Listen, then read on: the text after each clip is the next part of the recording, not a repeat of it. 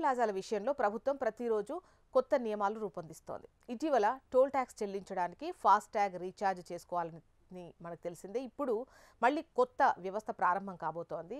ఇది మీ ఇల్లు toll plaza నుంచి 20 కిలోమీటర్స్ పరిధిలో ఉంటే మీరు నెలలో ఎన్నిసార్లు కావాలంటే అన్నిసార్లు వచ్చెళ్ళొచ్చు.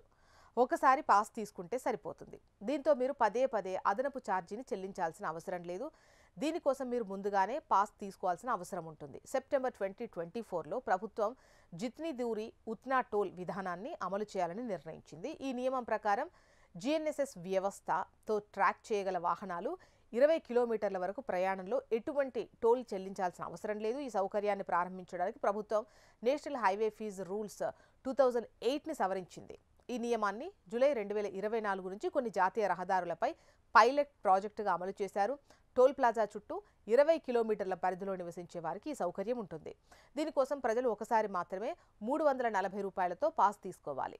ఈ పాస్తో మీరు ఒక నెల పాటు మీకు కావలసినన్ని సార్లు టోల్ గేట్ దాటి వెళ్ళొచ్చు. అయితే ప్రత్యేక ఛార్జీ అయితే విధించరు. ఇందులో మీ ఫాస్ట్ ట్యాగ్ నుండి అదనపు డబ్బు కూడా తీయరు. 20 కిలోమీటర్ల లోపల చిరునామాను నిరూపించే డాక్యుమెంట్స్ ఏంటి మనకు అవసరమైనవంటే ఆధార్ కార్డ్, ఓటర్ గుర్తింపు కార్డ్, విద్యుత్ బిల్లు మొదలైనవి. వాహన registration certificate, passport size photo ఇది అవసరమైతే ఇవ్వండి, లేదంటే లేదు. చెల్లుబాటు అయ్యేటువంటి ఫాస్ట్ ట్యాగ్ అకౌంట్. తర్వాత మీరు పాస్ పొందాలనుకుంటున్న టోల్ ప్లాజా పరిపాలనా కార్యాలయానికి వెళ్ళి అక్కడి నుంచి స్థానిక నివాసి నెల పాస్ పొందడానికి అప్లై చేసుకోవాలి. ఫామ్ నింపి అవసరమైనటువంటి డాక్యుమెంట్స్ను అటాచ్ చేయాలి. ఫామ్తో పాటు 340 రూపాయలు ఫీజు కట్టాలి. టోల్ ప్లాజా అధికారులు మీ డాక్యుమెంట్స్ని అవసరమైనటువంటి సమాచారాన్ని తనిఖీ చేస్తారు. మీ అప్లికేషన్ ఆమోదించబడ్డ తర్వాత మీ ఫాస్ట్ ట్యాగ్ అప్డేట్ అవుతుంది.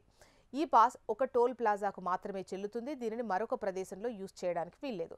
మీరు ప్రతి నెల అదే ప్రక్రియ రుసుముతో దీన్ని పునరుద్ధరించుకోవచ్చు. మీరు మీ వాహనం లేదా చిరునామాను మార్చినట్లయితే మీ రికార్డులను అప్డేట్ చేయడానికి మీరు వెంటనే టోల్ అధికారులను సంప్రదించాలి.